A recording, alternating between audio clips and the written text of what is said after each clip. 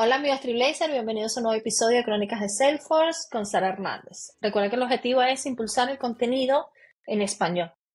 Si te gusta este contenido, por favor, comenta, comparte para que podamos saber que realmente está generando valor.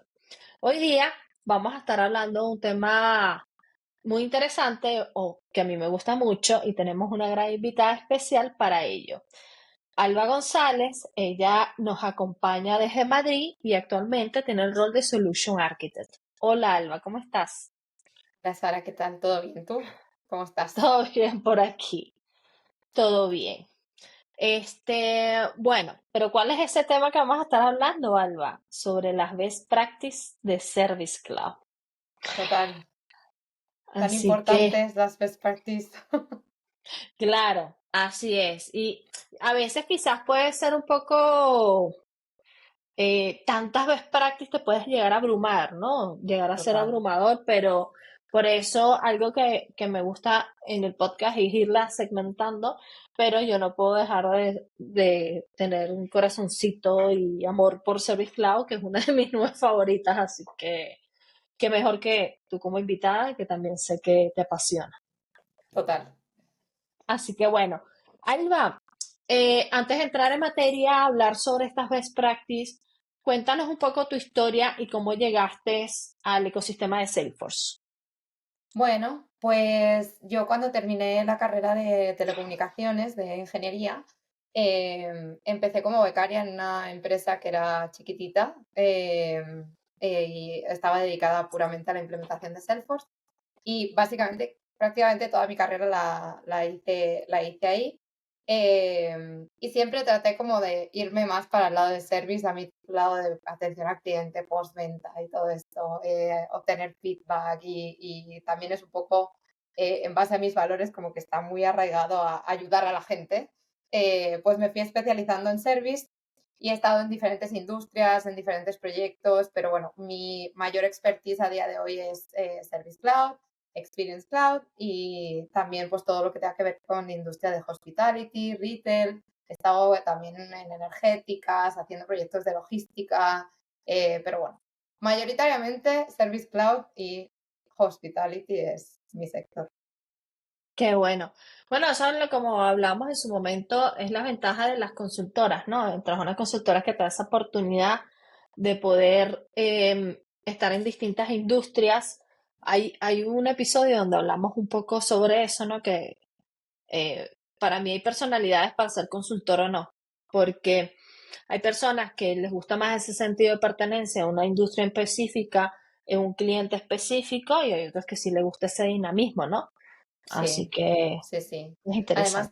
que justo lo que dices, la consultoría te abre la puerta a conocer cómo funcionan desde dentro diferentes empresas de diferentes sectores. Entonces, para mí es muy recomendable en algún momento y si es más en una fase inicial, casi que vayas por consultoría, aprendas un montón y luego si ya ves alguna industria que te llame más o te guste más, porque ya trates de dirigirte por ahí. Pero Claro, bueno, no hagan como yo hice toda mi vida en cliente final y de repente me voy a consultora. Uf, claro, mano, eso fue un, traumita. un trauma, choque, pero no por la consultora, por mí, o sea, yo hablo por mí, que es Sí, heavy, porque sí, tú ya es un vienes, cambio, es un cambio. es un cambio súper heavy. Y más cuando de paso cambias de país, todo al mismo tiempo. Además,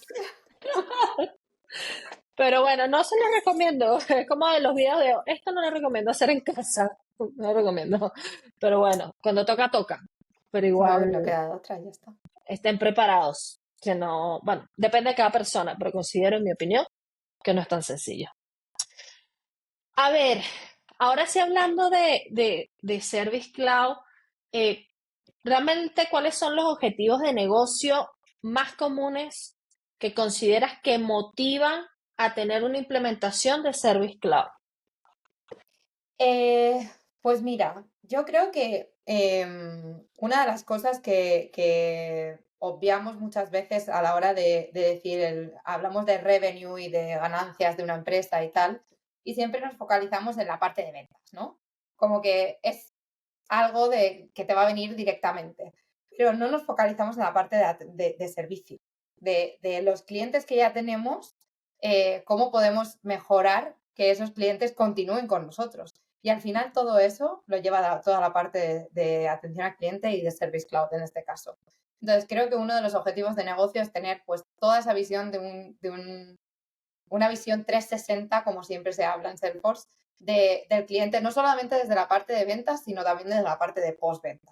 Es decir, cuáles son las incidencias que tenemos mayoritariamente en relación a un cliente o mismo también en relación a todos nuestros clientes, porque eso también te hace como compañía decir, bueno, a lo mejor yo tengo que poner foco en este área porque muchos de mis clientes están teniendo problemas con este topic, este tema en específico.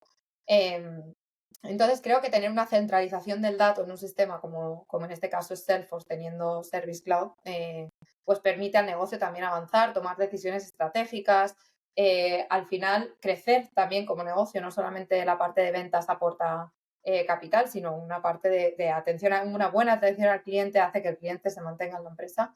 Entonces, creo que eso es como el objetivo principal que busca una empresa, tener todo centralizado en una herramienta y en este caso, pues con Service Cloud puedes tener toda la parte de atención al cliente.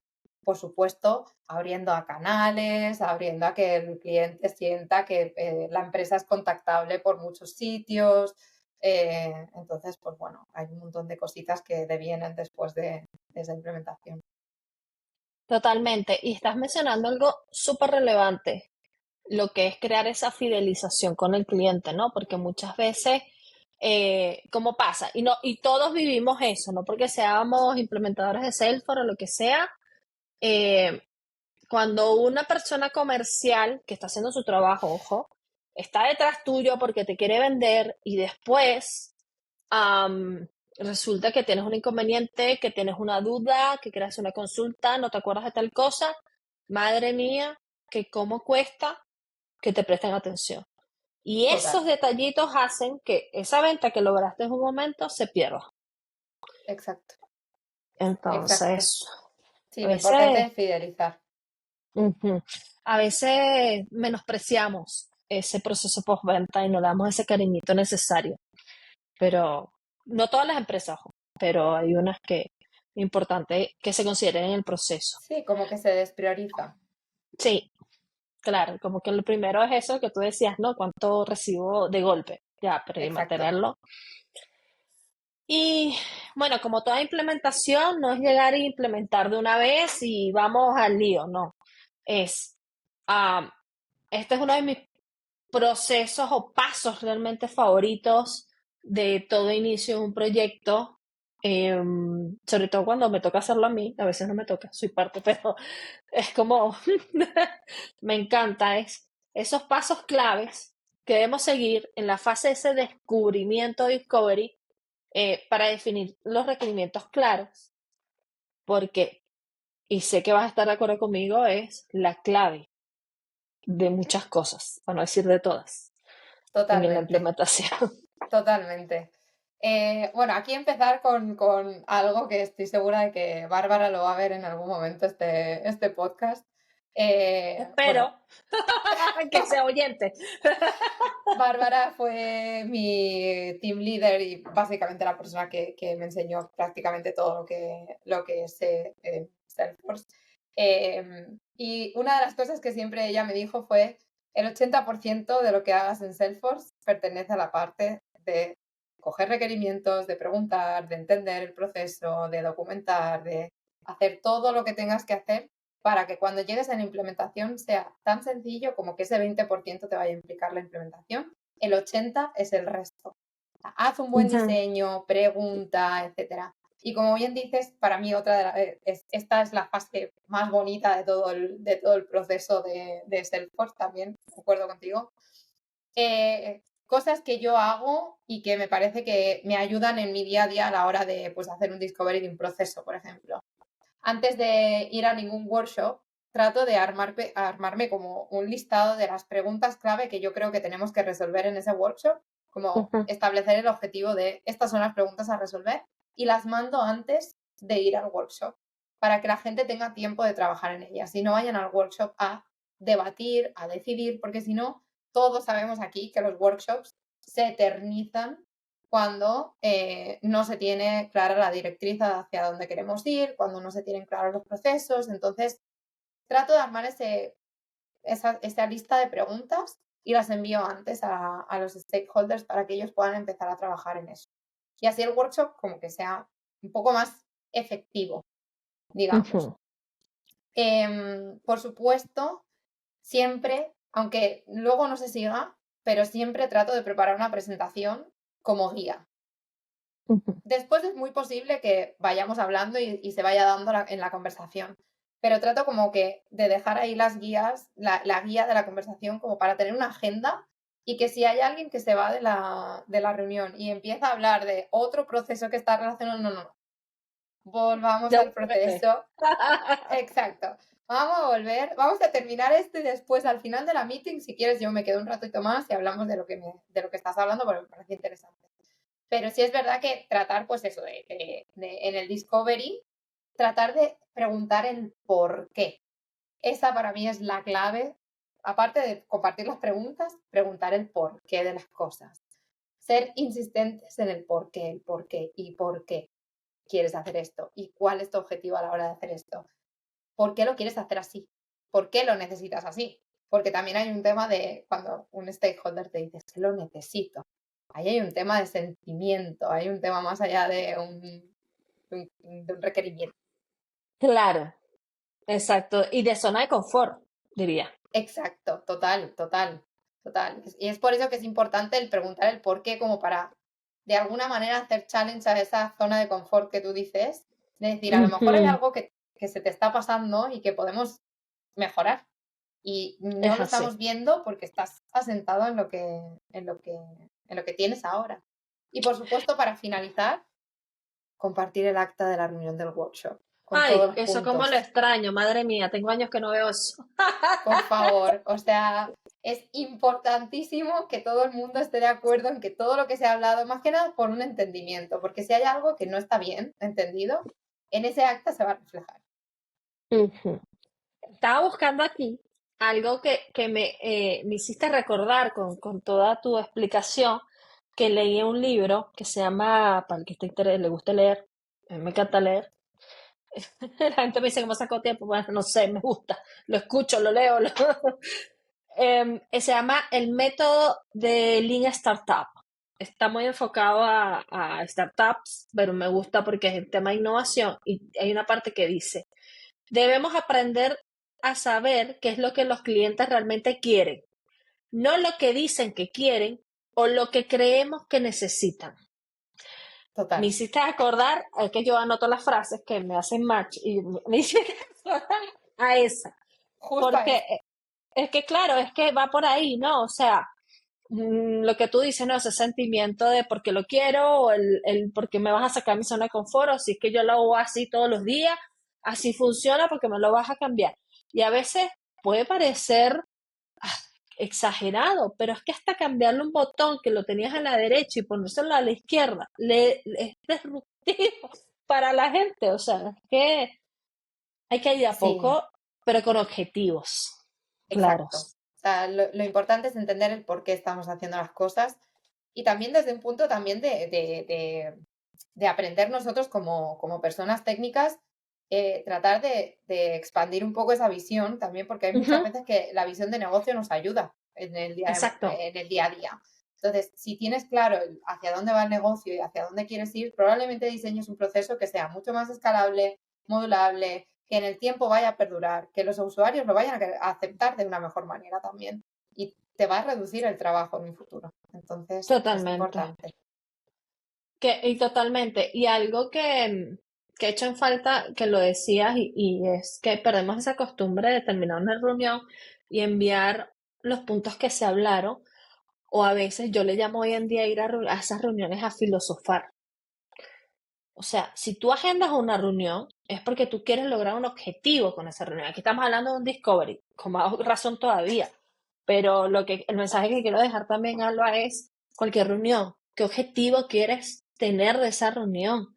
Que si no sufrimos de reunionitis. Oh, Y eso que en el tiempo he aprendido es, ¿qué quieres ganar con esta reunión? ¿qué necesitas de mí? Porque es que si yo no voy a ir a hablar, ¿para qué voy? Exacto, total, Entonces, pues muy bueno. de acuerdo. Ahí, Alba, ahora, ¿qué pasos claves, mejor dicho, cuáles serían las mejores prácticas porque ya hicimos todo lo que es el discovery, ya tenemos la información, ya tenemos los requerimientos, y algo clave que debería venir posterior a eso es el modelo de datos, ¿no? Porque al Ay, final sí. tu modelo de datos va a soportar ese proceso que estás diseñando, y ese modelo de datos lo tienes que definir claramente para que Salesforce soporte todo eso que viene, ¿no? Entonces, ¿cuáles son esas mejores prácticas para diseñarlo? Porque no sé si te pasa, pero muchas veces nos quedamos con que ser bien escasos. Ay. Y hay un mundo más allá, ¿no? Entonces, Sí, sí, sí. Y esto yo creo que, o sea, va a sonar muy como un tópico lo que voy a decir, pero siempre que se pueda ceñir uno a lo estándar es lo sí, mejor.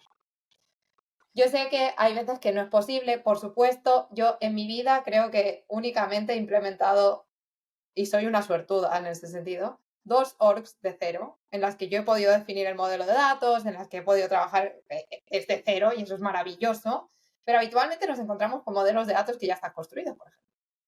Y hay muchas veces que nos encontramos con verdaderas barbaridades, o sea, objetos que son espejo de uno estándar, por ejemplo, ujú, por necesidades de negocio, por una mala implementación o por lo que sea. Entonces, para mí siempre es tratar de ver si hay algo de caja que ya te puede ser útil a ti para tu proceso, para definir cuáles va a ser la implementación y para qué lo vas a utilizar. A pesar de que ese objeto no está hecho para eso. Yo, por ejemplo, puedes utilizar assets para algo que no sea activos, por ejemplo.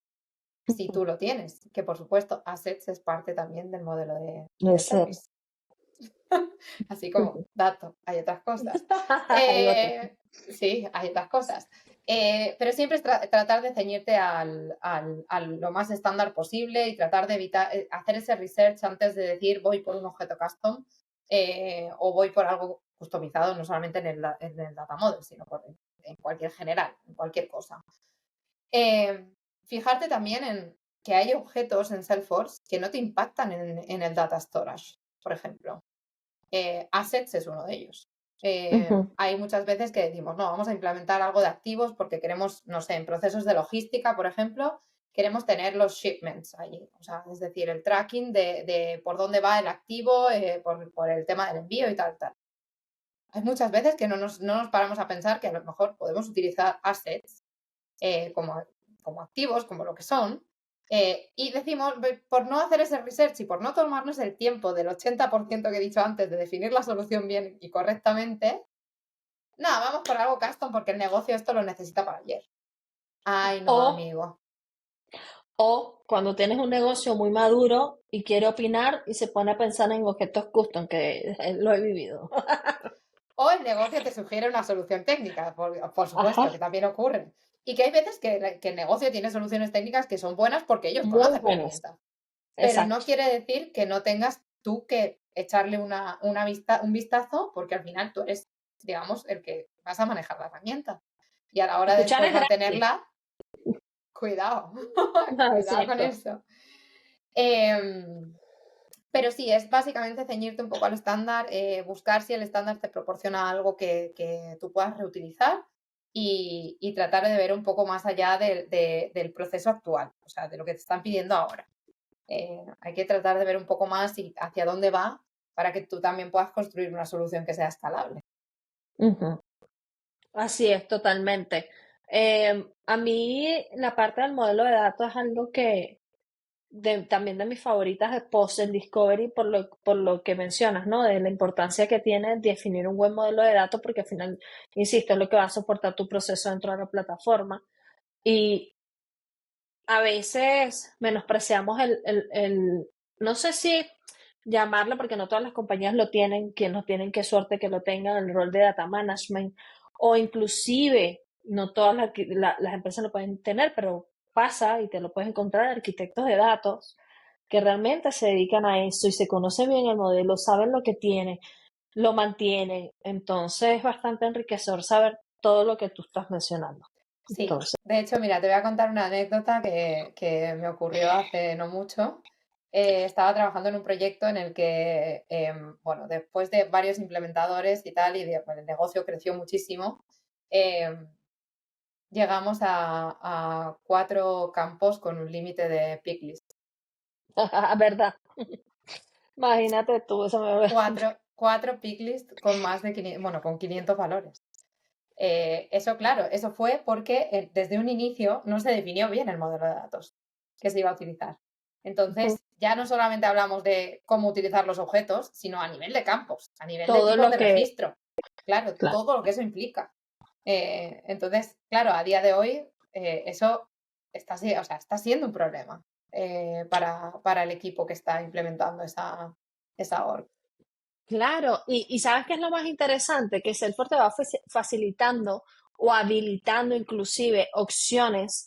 Ahorita tuviste el ejemplo de los Piglets, pero muchas veces pasa también que el negocio te pide el campo A y tú en vez de ir a revisar, yo sé que es súper complejo mantener un diccionario de datos, pero mira, ábrete el inspector, revisa los campos, o sea, si ya existe, y utilizar estos campos que habilitaron, que a mí me parece súper útil de marcar si hay un campo hay que deprecar, si es un campo que es para, tiene alguna connotación de GDPR, eso tiene de compliance, se me dio el nombre. Ajá.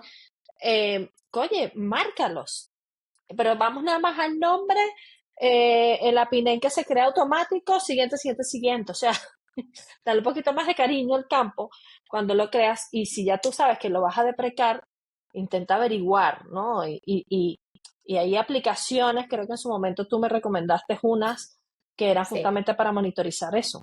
Sí, para saber qué campos se están utilizando, cuáles no. Creo que hay un estándar de Salesforce, pero hay otras que es Field Trip o algo así se llama. Ujú. Después te la paso para que lo puedas postear. Pero sí, Sí, sí. la estándar de Salesforce yo la estuve probando y está muy nueva. Digamos que le Vale. falta todavía. Pero por si acaso la quieren probar, es chévere porque igual tienes que instalar un paquete, Sí. pero está muy nueva. Entonces le falta ahí. Hay una que a mí me gusta, que usé en su momento, pero es muy compleja. ¿Cuál? ¿Te acuerdas del nombre? Eh, Kunator, me escucha la persona que la creó y me mata, pero Esperemos que vean este vídeo ya. Cuneiform, es Ok. Cuneiform, la usé. Lo que pasa es que, como me explicó una vez una amiga, es una aplicación que está hecha, Cuneiform, es una aplicación que está hecha por científicos de datos, entonces te genera mucho valor, pero incluso desde instalarla, no es un paquete, tienes que instalarla, consumir las propias APIs de Salesforce, agregarle certificados, tienes que hacer una serie de cosas. Después te genera una cantidad de valores e información que tú te quedas como, ya, ¿yo qué hago con esto? Ya. Entonces, Sí que necesitas a ese perfil que tú has hablado antes de un data architect, por ejemplo, que te que lo ayude maneja. a... Claro, Da información muchísima de valor, pero es bastante, es potente, pero tiene sus compleja. cositas. Para Bueno, cosas rápidas, como tú dices, la de Field Trip, creo que se llama, sí, bueno. algo así. Ujú. Y ahora, más allá del modelo de datos, cuando entramos a componentes, em, ¿qué componentes, ya sea Lightning Component, Quick Action o Path, Ujú. no puede faltar en una consola, yo siempre tengo mal esa palabra, de la De gente servicio. de servicio, claro, que lo ayuda a esa optimización. Sí, pues al final el agente lo que quiere es ver las cosas rápido, porque al final el agente está en una llamada o está en un chat, entonces lo que quiere es tratar de resolver las cosas lo más rápido posible para que el cliente esté satisfecho. Entonces, en la consola del agente, o sea, en lo que es la vista de casos, digamos, centrándonos ahora exclusivamente en casos, para mí hay un componente que muchas veces no lo utilizamos y creo que es súper importante, que es tener información sobre la cuenta, que es el related record. Ujú. Mismamente sobre la cuenta o sobre el contacto, información que sea relevante, como por ejemplo tener el correo electrónico, si no lo estamos teniendo en el caso, tener el correo electrónico, tener un teléfono ahí, tener el nombre, por ejemplo, a la cuenta a la que pertenece el contacto. Creo que esto es información que en un primer vistazo, cuando te salta a la vista del caso, cuando tú estás gestionando, está bien tenerlo ahí. Por supuesto, tener todas las listas que sean necesarias, no, las no necesarias hay que quitarlas. Las listas relacionadas necesarias, en el caso, pues si tienes que añadir ficheros adjuntos o si tú tienes Email to Case puesto habilitado y te entra con adjuntos, bueno, pues al final tienes que tener esos adjuntos ahí visibles y accesibles para mientras que tú estás gestionando el caso, tú puedas revisar la documentación que el cliente te ha mandado. Mismamente, correos electrónicos, por ejemplo, en la parte de service, si bien tenemos canales como chat, web, etcétera, a día de hoy todavía el más utilizado por mucha gente son los correos y al final nos comunicamos mucho por correo electrónico. Entonces, todas las listas relacionadas que sean útiles a la hora de gestionar un caso tienen que estar ahí también accesibles para la gente. Y luego, creo que algo que tampoco le damos mucha importancia y que para mí es importante es tener un highlight panel, o sea, una cabecera del caso con la información que realmente te es útil. O sea, si tú tienes un caso que es de una cuenta que es premium, por ejemplo, tener un check ahí de premium account para que tú sepas que estás tratando con un cliente premium. O, por ejemplo, si la prioridad del caso es crítico, puedes tener un iconito ahí arriba, en la parte de arriba de la... Bueno, yo es que soy muy de iconos, de Yo poner iconitos también. en todos lados. Depende Entonces, no sé cómo llamarlo, de la compañía que te permita hacer eso. por supuesto, teniendo en cuenta la accesibilidad, por favor, ¿eh? O sea, el tema de Ujú, iconos hay que tener muy en cuenta que tienen que estar accesibles para todo el mundo. ujú. Por supuesto, el path, que ya has comentado, y algo que a mí también me parece súper interesante en general, no solamente para Service, hay un componente que se llama Time Swap, que es como un timeline en el que tú puedes definir qué objetos relacionados ves a ese registro. Por ejemplo, para casos, si tú tienes eventos o cosas que tú tengas que hacer un seguimiento en casos, pues te puedes poner los eventos y y la visión del caso es como un timeline en el que tú ves todos esos registros y tú cuando pones el cursor encima se te abre como una pantallita con el detalle del registro. Entonces, creo que ese componente no sé si es de Salesforce Labs, de Salesforce Bend, de Unofficial Salesforce, pero es un paquete que se instala, es súper fácil de configurar y creo que aporta mucho valor. Mira, cuando publiquemos este episodio, lo damos como regalo, porque algo que voy a aprovechar de decir, que con este episodio celebramos los 100 episodios de Crónicas de Salesforce creando contenido. Así que un regalito para que lo instalen, practiquen y lo tengan ahí en el radar para próximos proyectos, ¿por qué no? O propuestas que pueden hacer en el proyecto que estén actualmente. Gracias Totalmente. por el tips, Alba. Gracias a ti por que este sea el episodio 100 y enhorabuena. Gracias. Ahora, ¿cómo vale? Porque como todo, ¿no? Muchas veces queremos tener 300 componentes, que eso también es una guía, considero muy importante al negocio de no llenarte tampoco de muchas cosas, ¿no? Entonces, ¿cómo balanceamos la personalización de la interfaz sin que realmente nos afecte el rendimiento, ¿no? Porque muchas veces cargar tantos componentes te afecta el rendimiento Total. de la página, de todo lo que son los componentes, etcétera. Sí, sí, claro. Para mí, algo que Salesforce para mí marcó la diferencia hace unos años cuando lo sacó, fue todo el tema del Dynamic Layout. A mí me Mm. parece una maravilla. Creo que tener componentes, el tener la posibilidad de filtrar componentes, no solamente por campos mismo del registro, sino también por perfiles. Puedes utilizar, creo, también custom permissions. Puedes utilizar mismamente si hay un grupo de usuarios, pues un grupo de usuarios. O sea, el poder filtrar esa información y filtrar los componentes que aparecen en base a el usuario que está utilizando en ese momento y está viendo el registro, creo que esa es la manera en la que, como administradores de herramienta, tenemos que empezar a enfocar todo el tema de la UI. Eh, es importante que la persona que utilice la herramienta, para esa persona sea fácil y que no tenga sobreinformación. tener secciones colapsables en el layout para que si es necesario se colapsa y chimpún. Tener en cuenta el scroll tan inmenso que hay veces que tenemos que hacer debido a la cantidad de campos, a la mala distribución dentro del propio registro. Por ejemplo, cuando tienes email to case activo y te viene un caso por email, la descripción es tremendamente larga muchas veces. Entonces, si tú tienes esa descripción en una sección colapsable, tú haces un clic, colapsas la sección y tienes a mano todo el resto de información que necesitas.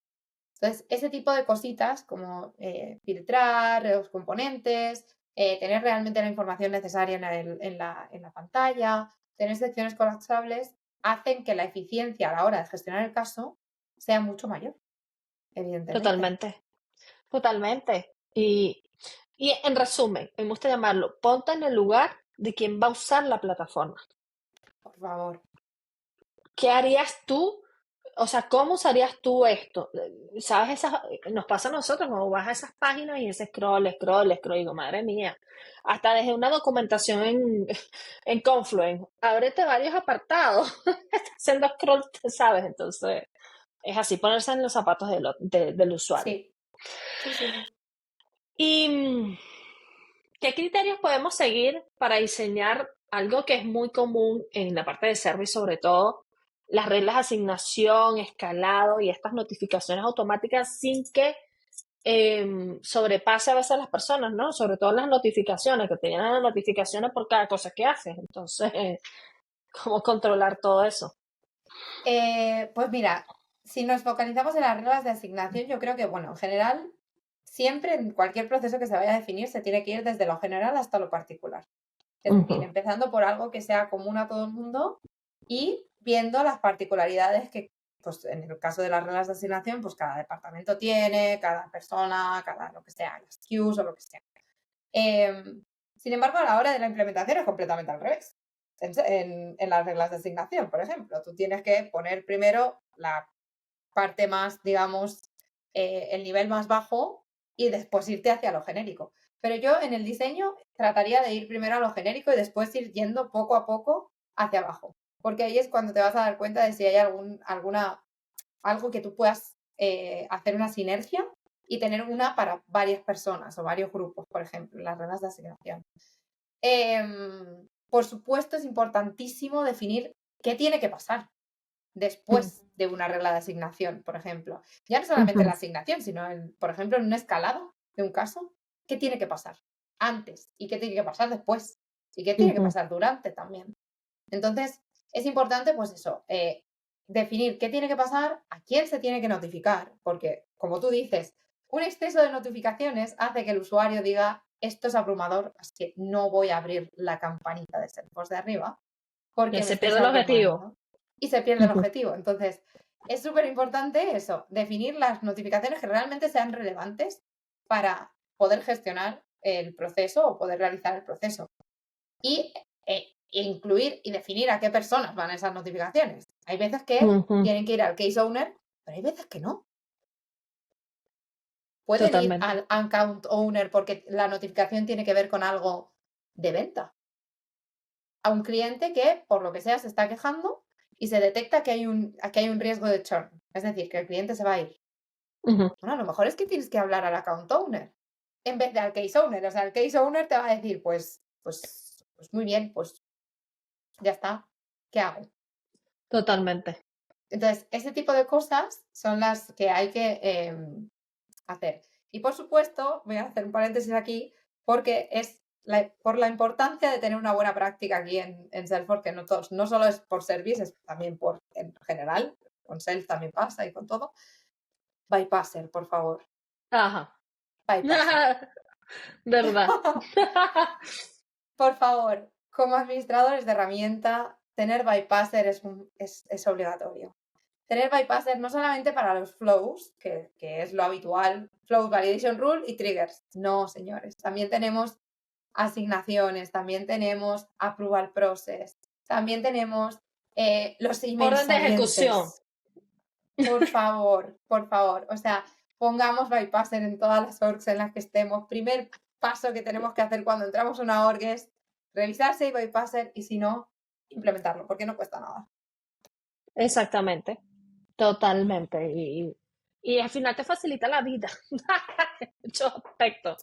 A la hora de hacer una carga de datos, una actualización de datos, te puedo asegurar que el día de mañana, si tienes Bypasser, te lo vas a agradecer a ti mismo. Totalmente. Muy buen tips. Eso, así va a iniciar. Ese es el nombre ahora del episodio. Usa Bypasser. Usa Bypasser. Por favor. Sí, total. Ay, Alba, y ahora sí un poquito en temas de seguridad, ¿cuáles crees que son los principales riesgos a nivel de implementación de Service Cloud? Pues mira, depende un poco también de la industria, pero hay muchas veces que los clientes, muchas veces, los clientes nos contactan a la parte de atención al cliente por temas bancarios, por tema de no he recibido un pago, por lo que sea. Y como clientes, pues muchas veces damos información de más que no es necesaria almacenar en el sistema. Entonces, ojo, cuidado con qué información almacenamos en el sistema. No podemos almacenar credenciales, no podemos almacenar nada de tarjetas, ni nada que no esté permitido almacenar en el sistema. Si es necesario por un tema de negocio, Salesforce tiene herramientas como encriptar los campos para poder tener esa información sin que sea ilegal. O sea que eso es importante, tenerlo en cuenta. Importantísimo. Sí. Ujú. Y Y algo sobre clave, todo, encriptar. Algo tan fácil. Como por lo encriptar. menos encríptalo. Encriptar, total, total. Y algo que también tenemos que tener en cuenta cuando tenemos, por ejemplo, integraciones, es saber qué datos se manejan en cada uno de los sistemas y qué datos son necesarios en cada uno de los sistemas. Claro. No todos los sistemas tienen que tener todos los datos. Entonces, es importante y sobre todo ahora que estamos haciendo muchas integraciones con AI y con chats y con bots y con Y todo esto con todo ya. y con inteligencia artificial en general, ojo con estas cosas también. Claro. Aunque yo tengo una conocida que ya le entrega toda su vida a ChatGPT. Todavía no soy yo, por si acaso. Bueno, Le bien. saco provecho, pero todavía no. Pero es que ya tiene casi que todo lo de ella y me dice que es feliz. Y yo, bueno, hay que Bueno, salir un poco de esa zona de confort cuando llegue. Pero es claro, o sí, sea, esos datos. Y más en sistemas de empresas, porque al final, siempre lo digo, en varios episodios seguro ya me van a escuchar y saben que es mi speech. El dato es el activo más importante de una compañía. Entonces, si no lo sabes manejar de manera correcta, ya sea en limpieza, en duplicidad o en seguridad, te va a traer, sobre todo el último, problemas interesantes. sí, Y se sí. pierde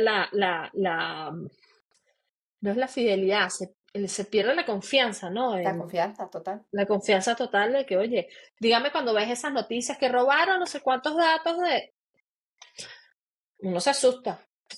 Sí, o mismamente, hablando de esto, el tema del GDPR es súper importante, Claro, que si un cliente nos dice borrar mis datos, tenemos que tener como, o sea, bórralos. en Salesforce tenemos que tener un mecanismo también, un proceso para poder soportar ese proceso de negocio, porque es un proceso más, a pesar Ujú. de que no sea el business as usual, digamos, o sea, lo que el día a día van haciendo la gente, es otro proceso. Entonces, Exacto. es importante. Y eso te mantiene, ¿no? Tanto como cuando decía eso de robar datos es, oye, si tú tienes datos encriptados, que bueno, hay muchas cosas ya, pero mantén tus datos encriptados, borra lo que tienes que borrar, mantén ese mantenimiento de datos que yo sé que da, no sé, mira, si es que da flojera, descuido, hay otras prioridades, no sé cómo llamarlo, pero es importante. Sí, total. Y también y tener esa estrategia de datos que es que cómo cuesta conseguir que se tenga y que se mantenga. Pero bueno, eso va para otro episodio. Total. Sí, sí, vamos.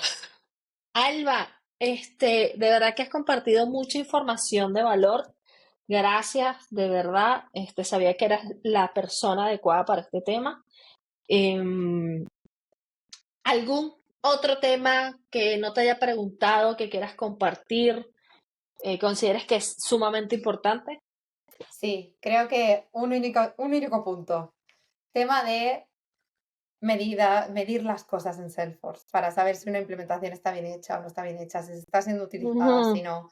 Es súper importante que en todas las implementaciones que hagamos tratemos de finalizar la implementación haciendo algún report, construyendo dashboards, por ejemplo, para toda la parte de service, pues el tiempo de resolución del caso para que los agentes vean la diferencia entre la anterior implementación o la anterior herramienta y la que están teniendo ahora. Para todo el tema de Omnichannel, por ejemplo, para los supervisores, pues cuáles son las mayores razones de declinar casos, cuál es el número de casos enrutados por canal, también como para saber si nuestros clientes también están utilizando los diferentes canales y nosotros a lo mejor poder potenciar uno u otro más como negocio, tomar esas decisiones. La frecuencia de uso de los canales, lo que hablábamos antes de la utilización de los campos en Salesforce, más hablando desde la parte más, digamos, técnica. Pero es súper importante medir, porque cualquier cosa no puedes, no puedes saber el éxito de algo si no lo mides. Totalmente.